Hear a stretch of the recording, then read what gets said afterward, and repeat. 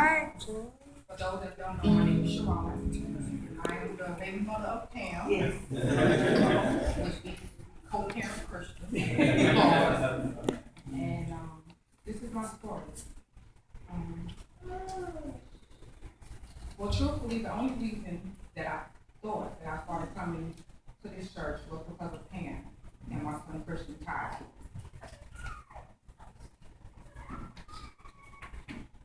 I thought that the people here were nice, but I thought nothing more of it. After getting pressured by Pam to be a Christian, I came more often and decided to join Total Truth Restoration. After that, I came a little more often, besides Pam's sermons and Christian performances. And I got to know more of the people here, including Pastor and First Lady.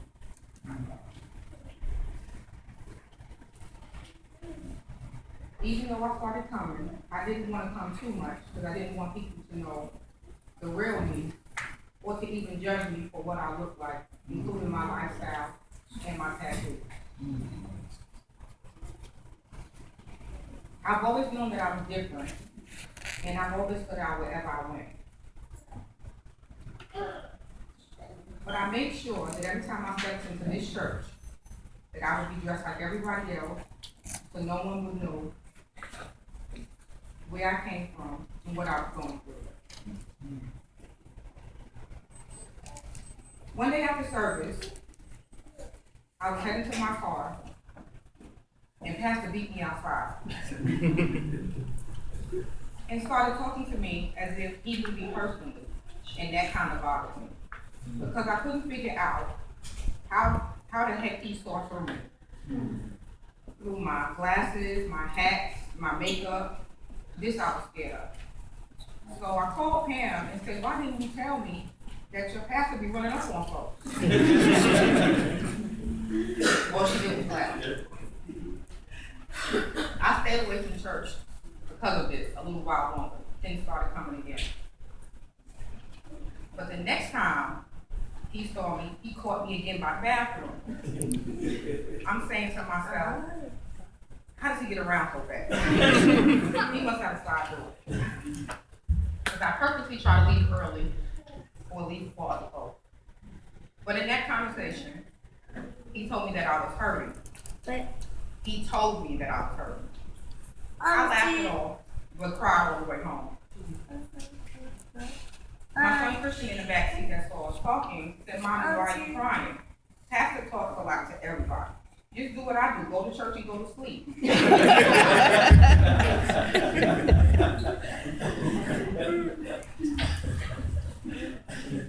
Again, I stayed away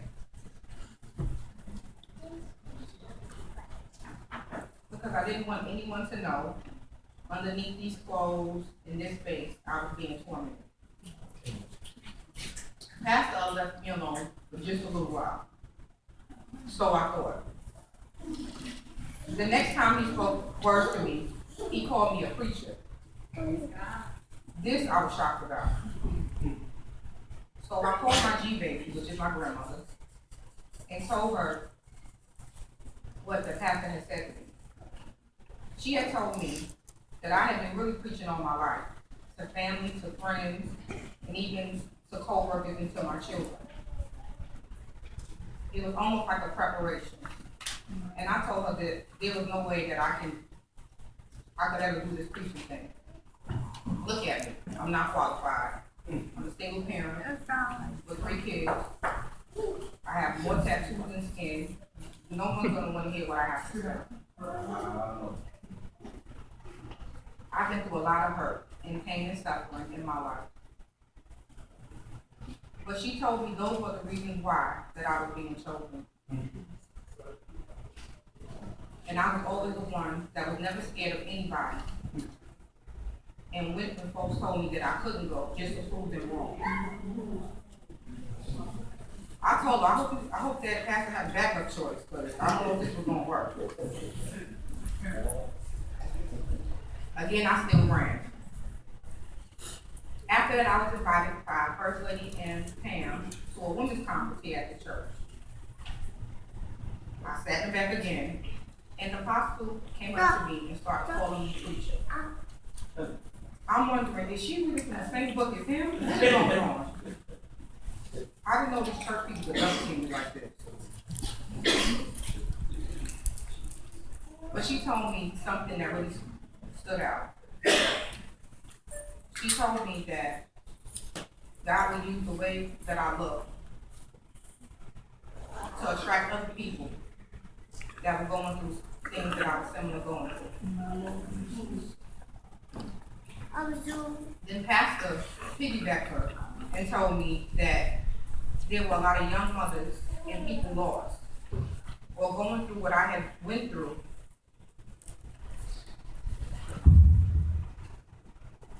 And needed to hear a voice of reason.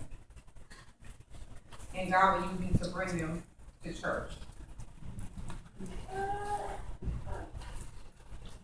So later on, I thought about it.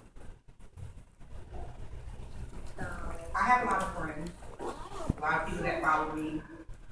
That's the way that I do, go where I go. Some people look up to me as a big sister. Because they know that I keep it real with them. And tell them how to do things, how to get things for the Lord, and things like that. But I'm thinking to myself now, why couldn't I tell them about the goodness of God in my story, and what He's done for me, and what He's brought me through? Because truth be told, if I ever told anybody my story, they would never look at me the same.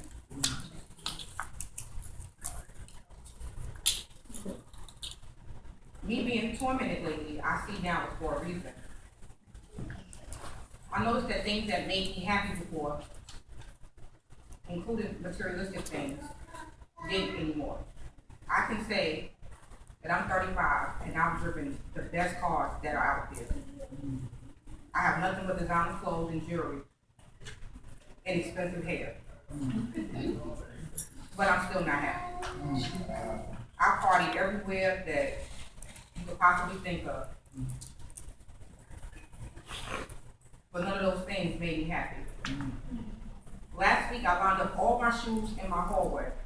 I had 50 pairs of shoes for 2 feet.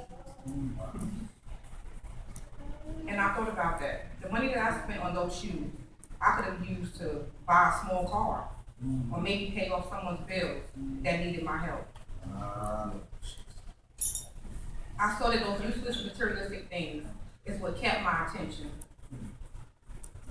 And that's why God had to pull those things from me in order for me to see Him. I used to pray for nice things, pretty things, expensive things, and I always got it. But I never understood why I could never hold on to it. It's like He would let me smell it and then snatch it from me.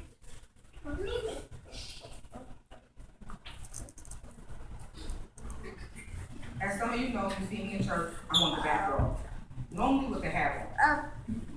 And the reason why is because I'm hiding. Not just my face, but my heart. Yet again, Pastor runs up on me. But now I'm not afraid to talk to him. And I'm listening to his words. Wondering, why does this man have so much faith in me?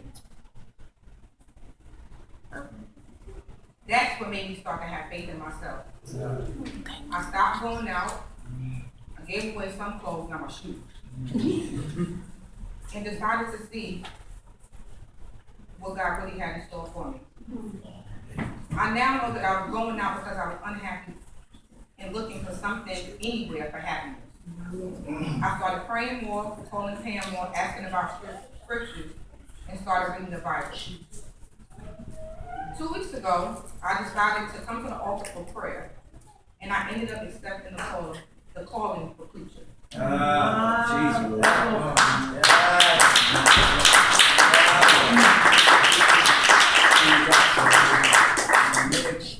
Since then, I've been knocked down and hit in every direction possible. The devil has been riding me hard. I know he wants me to give up, and I know he wants me to quit. I've been stripped from everything that I thought had value in my life, and left with a pink Bible. but I think I needed this. I don't feel like I'm missing anything. I guess all the time I was doing things my way, and he needed me to speak, he needed me to let him do things his way. Now I'm home with my kids, then I have to talk that. I'm trusting and believing in God every step of the way. Daily I'm reading scriptures out of the Bible. And I'm on the process of reprogramming my mind and speaking positive declarations for my life. Yes. I see now why I was chosen, and I'm embarrassed that it took me so long to wake up. I'm taking baby steps, but by all the negativity that I'm starting to receive, I see I'm taking them in the right direction. So usually things that come easy are not a good thing. This for me is almost as hard as childbirth, minus the stretch marks. Pastor has allowed me to contact him regarding questions, concerns, and anything I needed as far as this new walk that I accepted to take. Recently, I read the book of Habakkuk, and by the name, I thought it was a female. That just shows that I have a friend to call on to explain things for me and to break things down so that I can understand. And I love him for that. I have a great teacher and pastor, and he makes me feel like I'm not alone. I have had to let go and let God restore my mind, my soul, and my faith. And I'm glad I'm home. Thank you. Thank you.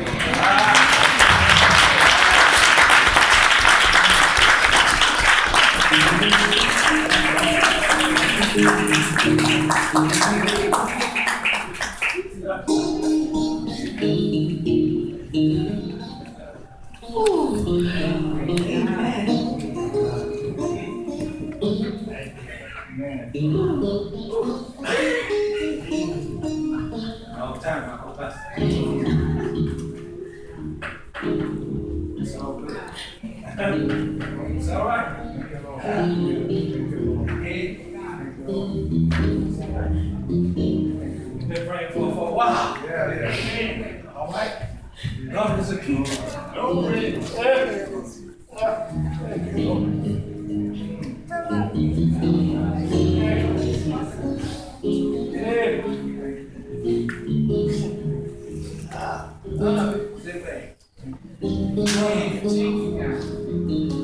Nothing that God does is in vain. All right? Appreciate you being there.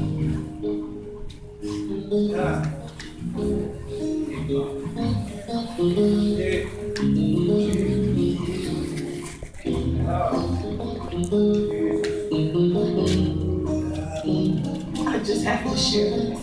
Thank you. I met a Sharome at the church.